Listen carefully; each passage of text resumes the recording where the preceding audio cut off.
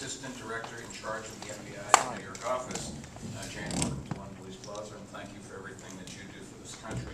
We're also joined by Ryan Parr, Special Agent in charge of the Department of Homeland Security.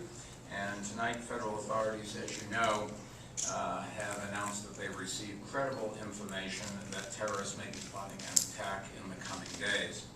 Now, as we approach the 10th anniversary of the 9/11 attacks, the NYPD, FBI, and the entire intelligence community have been on heightened alert because we know that terrorists view the anniversary as an opportunity to strike again.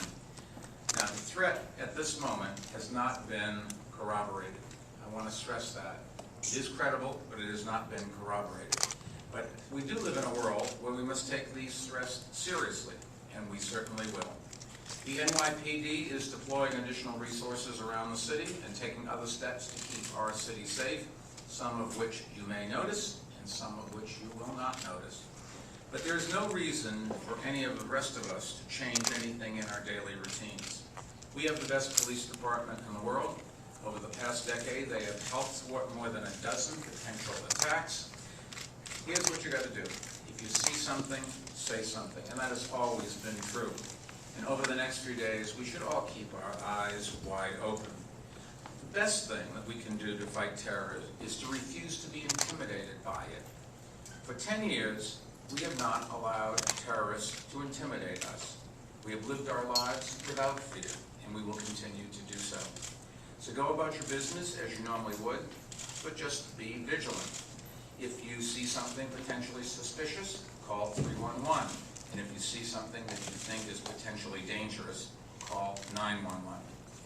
Earlier this evening, I had an extensive conversation with Homeland Security Secretary Janet Napolitano about the threat and what is being done in response. I also had a conversation with Jay Walder, the Executive Director of the MTA, and they are heightening security at MTA bridges, tunnels, and other transit infrastructure. And just for the record, I plan to take the subway tomorrow morning and feel just as safe as I did when I took it this morning. And now I'd like to ask Jane Fedarchik to tell us a little more about the nature of the threat. Jane. Thank you, Mr. Mayor. Good evening. As we know from the intelligence gathered following the Osama bin Laden raid, Al-Qaeda has shown an interest in important dates and anniversaries such as 9/11. In this instance, the instance that we are all here tonight to speak about, it's accurate that there is specific, credible, but unconfirmed threat information. As we always do before important dates like the anniversary of 9/11, we will undoubtedly get more reporting in the coming days. Sometimes this reporting is credible and warrants intense focus. Other times it lacks credibility and is highly unlikely to be reflective of real plots which are underway. Regardless, we take all threat reporting seriously, and we have taken and will continue to take all steps necessary to mitigate any threats that arise. We continue to ask the public to remain vigilant as we head into the weekend and to report any suspicious activity to law enforcement. Thank you. Jane, thank you. And now I'd like to ask the Police Commissioner, Ray Kelly, to talk a little bit more about what we're doing in response to this threat, right? Thank you, Mr. Mayor. The Police Department had already taken a number of measures to protect the city in advance of the 10th anniversary of 9/11. However, in light of this new threat information, we're taking additional precautions. We will be holding our tours for an additional 4 hours tomorrow and continuing at least through Monday, effectively increasing by a third the size of our patrol, transit, and counterterrorism, highway, and traffic bureau. We're also increasing the number of critical response vehicle surges. That's where dozens of police cars respond to predetermined locations for counterterrorism coverage. The public is likely to see and may be somewhat inconvenienced by vehicle checkpoints at various locations throughout the city. We're also increasing the number of bag inspections on the subway system and the number of police vehicles on patrol equipped with license plate readers. There will be more bomb dogs on patrol and increased deployment of radiation monitoring equipment and vehicle checkpoints in particular.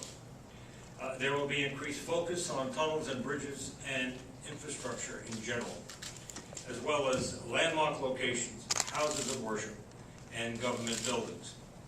Borough task forces throughout the city will be used to help in these increased patrols. There will be increased towing of illegally parked cars and increased bomb sweeps of parking garages and other locations. We're also increasing police coverage of the city's ferries. Tomorrow morning, approximately 30 police agencies in the New York metropolitan area who are part of our Operation Century program will conduct a video teleconference to discuss ways in which they can assist us in responding to this latest threat.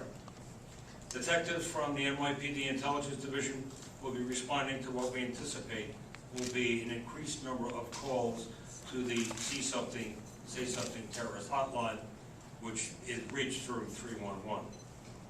Likewise, we anticipate and have prepared for an increased number of calls of suspicious packages. We will deploy quick reaction teams comprised of heavily armed emergency service officers and a reserve of detectives trained in heavy weapons, positioned outside of Lower Manhattan to respond to threats citywide. Tomorrow, a previously planned multi-agency exercise involving the NYPD, the Metropolitan Transit Authority, Amtrak, New Jersey Transit, Port Authority, and National Guard will be staged at Grand Central, Penn Station, and Times Square. All of these precautions are on top of an already robust counterterrorism overlay in place for the 10th anniversary commemoration at the World Trade Center site. As always, we're working closely with the FBI through the Joint Terrorist Task Force to gain any additional intelligence to better protect the city in the days ahead. Commissioner Thankful will take some questions, sir. Ma'am, could you say your characterization of specific, credible, but unconfirmed is a bit confusing for many. Can you be more specific as to what that means? And can you tell us what forced your hand to make this an announcement this evening? So, as you would imagine, on any given day, there are a number of tips and leads that come into various law enforcement agencies, whether here in New York or across the country. Certainly they come into the Joint Terrorism Task Force, they come in through the intelligence community, through the military and the like. So that is an ongoing process for all of us as we, on a daily basis, triage the information that comes in. Ma'am, the information is that it's 3 men who entered the U.S., possibly from Afghanistan or Pakistan. They may have U.S. papers. Are you able to confirm any of that? Say where they entered the country from, and are there particular points of entry you're concerned about now? I'm not in a position to discuss that this evening, no. Let me add something. There was, for example, the story on one of the television networks that 4 trucks had been stolen to be used in a terrorist attempt. The fact of the matter is the 4 trucks were stolen a few days ago and recovered a few days ago. And I think that's one of the problems here. Everybody wants to find out, everybody wants to speculate, but the bottom line is law enforcement can only work with the public's cooperation. One of the reasons we are reasonably safe in this country, I think safer than most other places, is the public has a great relationship with law enforcement, with the police department, with the military. We respect those who work to protect us. And so we tend to, if we see something, say something. And the public is far and away the best eyes and ears that the law enforcement has, because there's an awful lot of people out there, sir. But if there's a credible threat, and you're telling people to say something if they see something, what should they be looking out for? I think if you see an unattended package, for example, on a subway platform, that would be a very good example. If a car is all of a sudden left in a no parking zone and it looks strange for some reason or other, why not make the call? Pick up the call to 301 and let us determine whether or not there is anything that's dangerous about that. Hopefully there will not be. That would be the best scenario. But it's like getting prepared for any eventuality. There's a limit to how much preparation you can do, but common sense says, particularly around a time when everybody is focused on the terrible tragedy of 10 years ago, this is the time to exercise a little more caution. When you guys first learned of this plot or of this threat, and just kind of go through the chronology of when you learned of this. I mean, when were you, of the threat? When were you told of it? I mean, Today. today. Does the specific information include names of particular people, or is the specific information more about the threat? Again, as we have the information, and we are taking a look at it in terms of assessing its validity and credibility, I'm not at liberty or ready to talk about specifics relative to identities. Is there any concern that any of the people who may be part of this plot are here in this city? Again, we're getting into details that we're not going to get into this tonight. When you say credible, does that mean that the people who could be plotting this are capable of doing it? It's not some lone wolf in a basement somewhere, but it's folks who are capable of attacking our cities and countries? When I say credible, there is enough information surrounding the totality of the intelligence and the information that has come to us to give us enough belief that we need to take this seriously, that we need to vet it out, assess it, evaluate it, and determine, as we do with many tips and leads, much information that comes to us on a daily basis, whether this particular piece of information will in fact bear out as a credible threat. We are treating it as such this evening, and we will continue to do so until we can either verify it as being corroborated or put it to rest. I'm not going to quantify that. Ma'am, to follow up on what the mayor said, did the FBI learn of this because of a member of the American public who stepped forward with some credible information? And part B is, do you believe that the nature of this is aspirational or operational? Again, the source of the information is not something that we're going to get into this evening in terms of whether it is operational or aspirational. We are looking at it from all different angles, but clearly a specific credible threat typically would carry with it the intent or the desire on the part of the person that is making that threat to do harm to America or American interests. Let me try to put some of this in slightly different terms. I think it's obvious that you're not going to get the kind of specificity that you want. I have to go about my business tomorrow. I will look a little more carefully just because it's on my mind. But if I see anything, I will pick up the phone and say something. And you can rest assured that the MTA will keep mass transit running, and the security will be heightened. As Ray said, you'll probably see more bag searches than you normally do.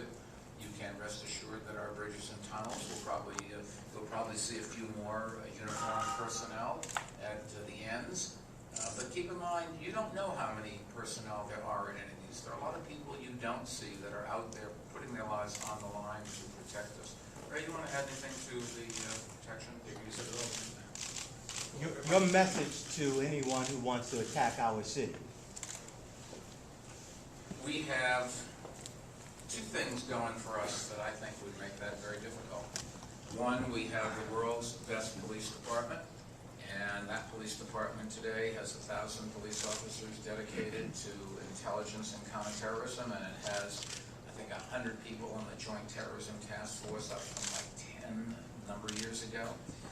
It has technology, radiation detectors, and cameras, and license plate readers that give us the ability to collect information. We have a real-time crime center with well-trained professionals who've been practicing again and again and again.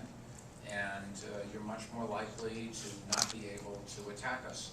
We also have a public that is not going to be cowed. We're not going to let ourselves be pushed and locked up into our houses.